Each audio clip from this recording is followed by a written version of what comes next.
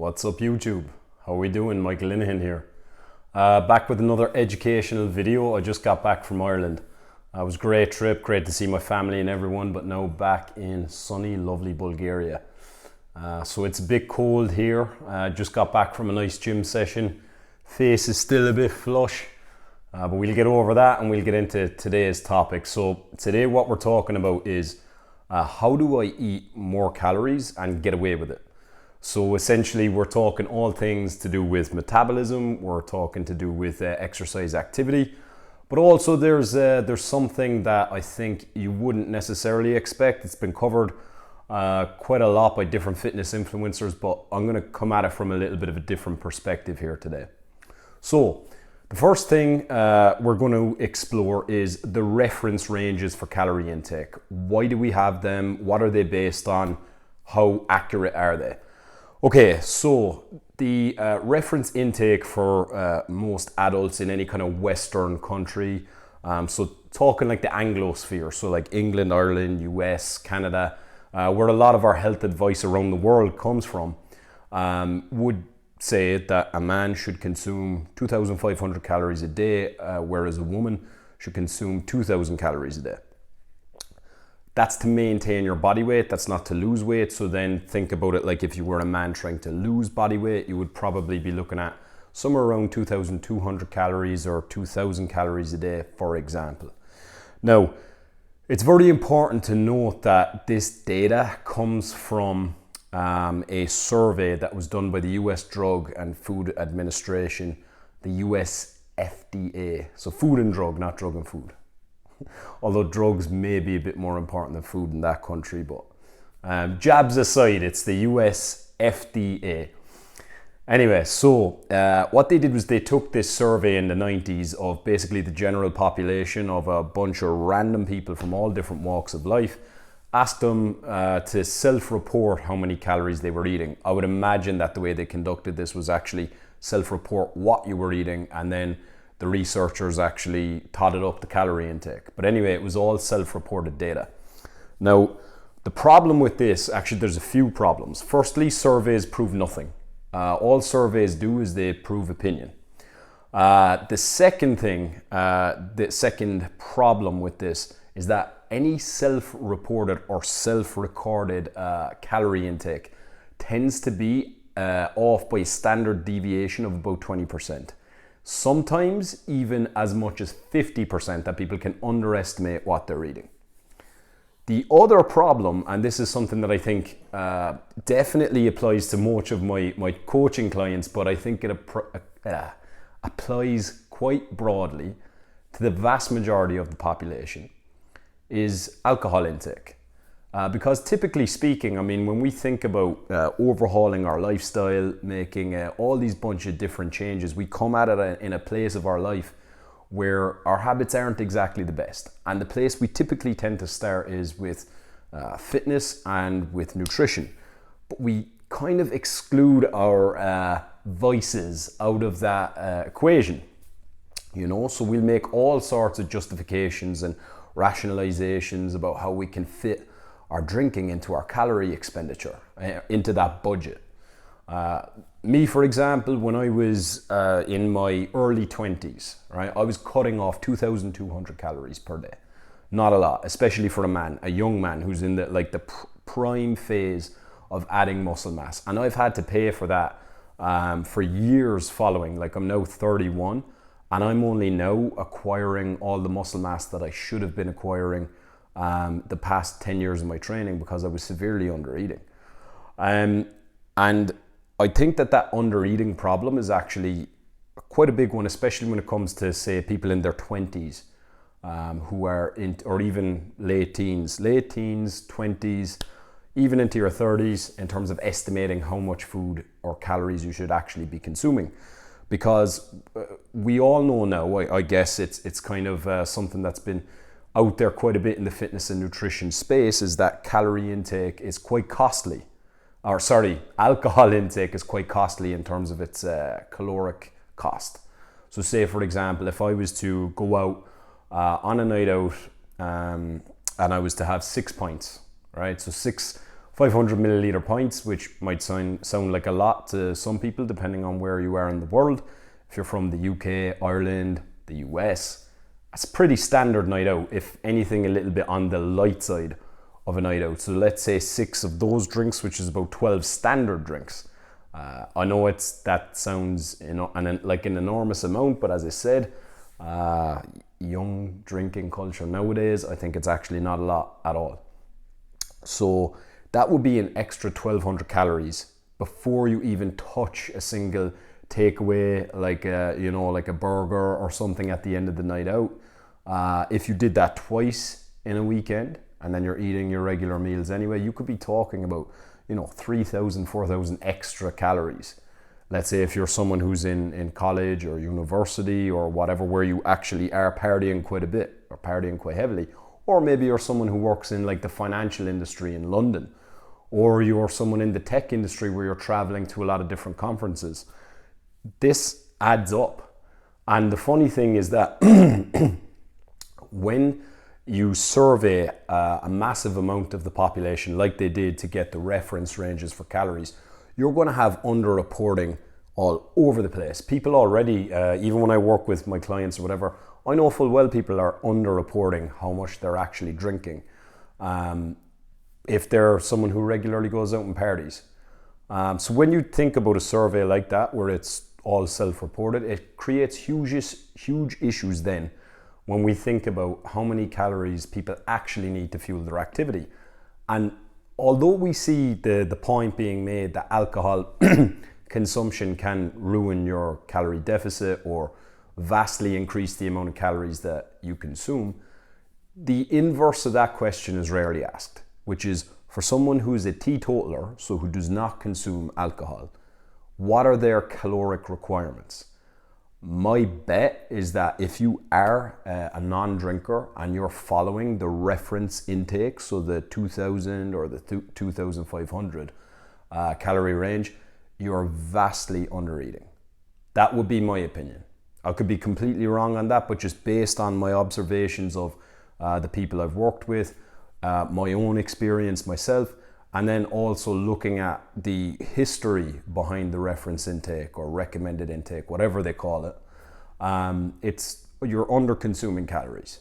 It would be very rare that I would actually get a male, for example, to eat anything under 2,500 calories.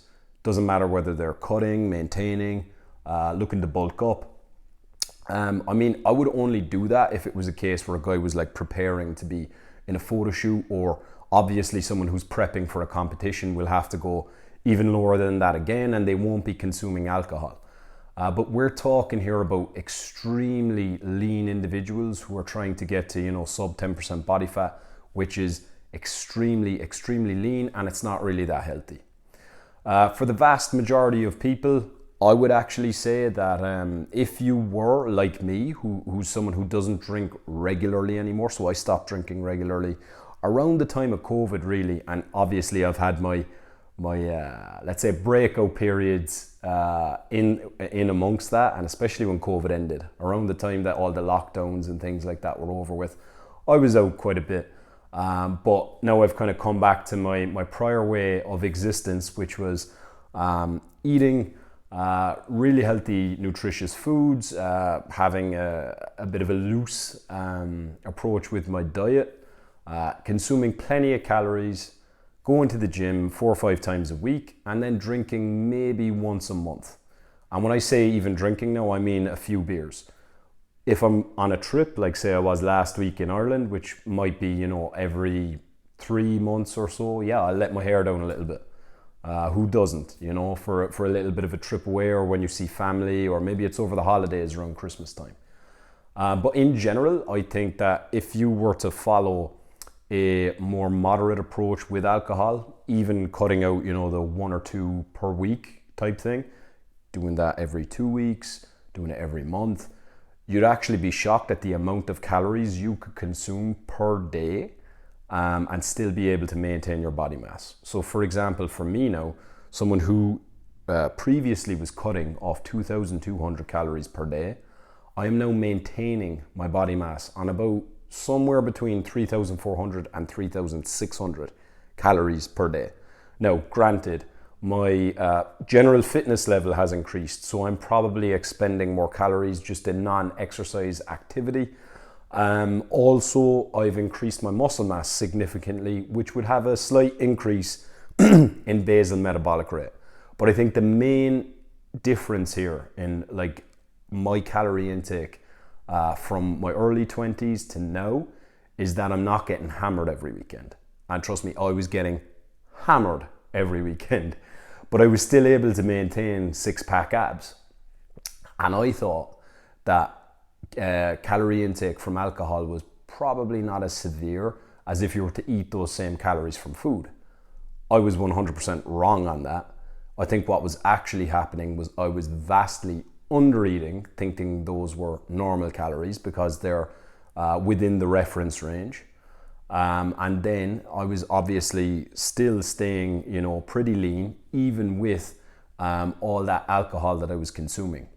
And having really low caloric intakes while you're regularly consuming alcohol, just realize that it's a compensatory mechanism to still meet your goals when you're kind of undernourishing yourself. So what I mean by that is if you're consuming about 2,000 calories per day, every day, and then you're also regularly having the 4, 5, 6 drinks every Friday, every Saturday, whatever, you're robbing yourself of the opportunity to eat more food, to eat more nutritious food during the week and still get the same results. And lastly, what I would say on this, because I know the goal in life is to kind of optimize, right? Not to perfect. There's a difference between what's optimal and what's perfect. I'm not saying you need to quit alcohol. I know Andrew Huberman does. He says that, no level of alcohol is actually what's recommended anymore, or that there's no case for alcohol when it comes to your health. Logically speaking, in his world, that probably makes a whole lot of sense. He's a neuroscientist. I just know for myself in terms of motivation and I guess, actually just for motivation, for long-term motivation, I've kind of realized that keeping things as a never or I don't do that anymore, it's not really a good approach for me. I find that what works best is to generally adopt a routine where I maybe don't partake in certain activities, but then every now and then let my hair down.